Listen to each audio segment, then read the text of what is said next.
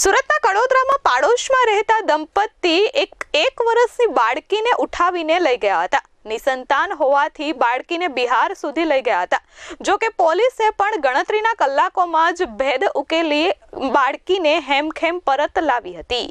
ગત તારીખ 16 ડિસેમ્બર 2025ના રોજ કડોદરા પોલીસ મથક વિસ્તારના તાંતીથૈયા ગામની એક બિલ્ડિંગમાં રહેતા કુંદનપુરી અને તેની પત્ની મોનુપુરીએ પોતાની પડોશમાં રહેતી 1 વર્ષની બાળકી પર દાનત બગાડી હતી। આરોપી દંપતીએ બાળકીની માતાને વિશ્વાસમાં લઈ જણાવ્યું હતું કે અમે બજારમાં જઈએ છીએ, તમારી દીકરીને પણ સાથે ફરવા લઈ જઈએ। પડોશી હોવાના નાતે માતાએ વિશ્વાસ મૂકી દીકરીને તૈયાર કરી તેમને સોંપી હતી। બાળકીને લઈ ગયાના 3 કલાક બાદ પણ દંપતી પરત ન આવતા માતાને ફાળ પડી હતી। ઉપરના માળે જઈ તપાસ કરતા આરોપીઓનું ઘર બંધ મળી આવ્યું હતું। ગભરાયેલી માતાએ તરત જ નોકરી પર ગયેલા પતિને ઘટનાની જાણ કરી હતી અને આખો મામલો કડોદરા પોલીસ મથકે પહોંચ્યો હતો। ઘટનાની ગંભીરતા જોઈ જિલ્લા પોલીસ વડા રાજેશ ગઢિયાએ તાત્કાલિક જ એલસીબી, એસઓજી અને કડોદરા પોલીસની અલગ અલગ ટીમો બનાવી હતી। ગઈ તારીખ 16/12/25ના રોજ કડોદરા પોલીસ સ્ટેશનના તાંતીથૈયા ખાતે રહેતા એક ફરિયાદી બેન દ્વારા પોલીસ સ્ટેશનમાં આવીને ફરિયાદ આપવામાં આવેલ કે તારીખ 16/12/25ના રોજ તેમની 1 વર્ષની દીકરી જે બિલ્ડિંગમાં રમતી હતી તેને તેમના જ પાડોશી, તેમની બિલ્ડિંગમાં રહેતા જ તેમના પાડોશી કુંદનપુરી રામુદેશપુરી તથા તેમની પત્ની મોનીદેવી કુંદનપુરી, આ બંને જણાઓ કે જે પાડોશમાં રહેતા હોય, જેથી આ ફરિયાદી બેન એમને ઓળખતા હોય, જેથી તેઓ એમના જોડે આવેલ અને તેમને કહેલ કે અમે ફરવા બજારમાં જઈએ છીએ, જેથી તમારી દીકરીને બી સાથે ફરવા લઈ જઉં છું એમ જણાવેલ। જેથી ફરિયાદી બેન જે આરોપી છે એમને ઓળખતા હોય, એક જ બિલ્ડિંગમાં રહેતા હોય, જેથી પોતાની દીકરીને એમને તૈયાર કરીને એમને સોંપેલ કે ભલે તમે બજારમાં મારી દીકરીને ફરાવીને પાછી લઈ આવજો। જે બાબતે આ જે આરોપીઓ છે એ બંને આ ફરિયાદીની દીકરીને લઈને અને બજારમાં ગયેલ અને ત્યારબાદ અંદાજે 2-3 કલાક સુધી પરત ના આવતા ફરિયાદી બેનને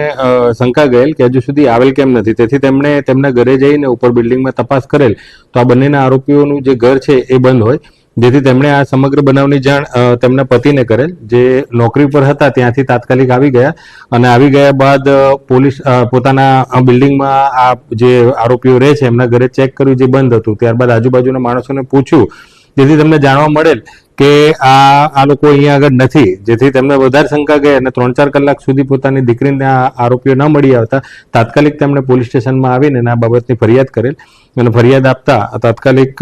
કડોદરા પોલીસ સ્ટેશન દ્વારા અપહરણની ફરિયાદ દાખલ કરવામાં આવેલ અને આ ગુનાની ગંભીરતાને ધ્યાનમાં રાખીને સુરત રેન્જ આઈજીપી શ્રી પ્રેમબીરસિંહ સાહેબ તથા સુરત જિલ્લા પોલીસ અધિક્ષક શ્રી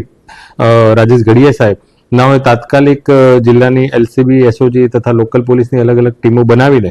અને જે આ ગુના જે છે અપહરણ દીકરી છે, બાળકી છે 1 વર્ષની, તેને તાત્કાલિક આ આરોપીઓના કબજામાંથી છોડાવવા માટે જરૂરી સૂચના અને માર્ગદર્શન આલે, જે અંતર્ગત ટેકનિકલ અને હ્યુમન સોર્સિસના આધારે આ જે અપહૃત બાળકી છે તેને શોધી કાઢવા માટે જરૂરી પ્રયત્નો હાથ ધરવામાં આવેલ। સીસીટીવી ફૂટેજ તપાસતા જાણવા મળ્યું કે દંપતી બાળકીને લઈ તાંતીથૈયાથી સુરત અને ત્યાંથી ટ્રેન મારફતે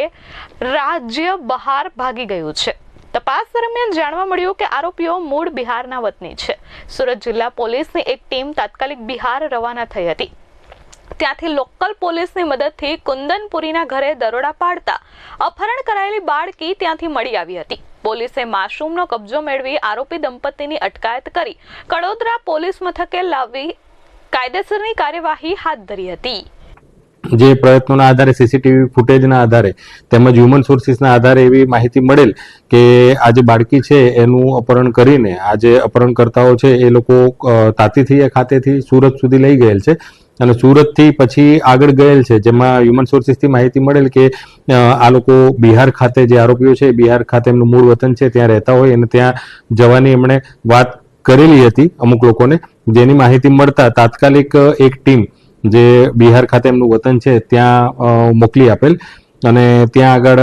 ટીમ ગઈ અને ટીમની હ્યુમન સોર્સિસના આધારે, ત્યાં લોકલ પોલીસની મદદના આધારે તપાસ કરાવતા જાણવા મળેલ કે આ જે આરોપીઓ છે એ પોતાના વતનમાં પહોંચી ગયેલ છે અને તેમના જોડે એક બાળકી બી છે એવી હકીકત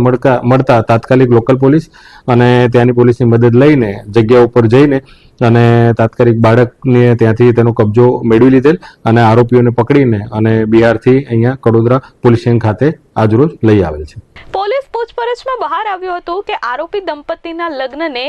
6 થી 7 વર્ષ થઈ ગયા હોવા છતાં તેમને કોઈ સંતાન નહોતું, જ્યારે બીજી તરફ ભોગ બનનાર બાળકીની માતા હાલ 7-8 મહિનાની સગર્ભા છે. આરોપીઓએ એવું વિચાર્યું હતું કે પાડોશીને બીજું બાળક આવવાનું જ છે, તો આ દીકરીને અમે લઈ જઈશું તો તેમને કોઈ ખાસ વાંધો નહીં આવે. આ વિચિત્ર અને ગુનાહિત માનસિકતા સાથે તેઓએ બાળકીની અપહરણની ઘટનાને અંજામ આપ્યો હતો. જે આરોપીઓ છે એમને લગ્નગાળાને 6-7 વર્ષ જેટલો સમય થઈ ગયો છે, પરંતુ તેમને બાળક નથી. એટલે એમને બાળક નથી એટલે જ એની અપેક્ષા એ કે ભાઈ આ જે બેન છે, જે ફરિયાદી બેન છે, જાતે પ્રેગ્નેન્ટ છે અને 7-8 મહિના પ્રેગ્નેન્ટ છે, એટલે એમને એમ કે આમને બીજું બાળક થશે તો એને વાંધો નહીં આવે એ વિચારીને અને આ બાળક જેની દીકરી છે એને આ લોકો લઈને નીકળી ગયેલ. હાલ કડોદરા પોલીસે બંને આરોપીઓ વિરુદ્ધ અપહરણનો ગુનો નોંધી જેલના સળિયા પાછળ ધકેલી દીધા છે અને બાળકીને તેના માતા પિતાને સોંપી માનવતાનું ઉત્તમ ઉદાહરણ પૂરું પાડ્યું છે. Bureau report S24 news, Surat.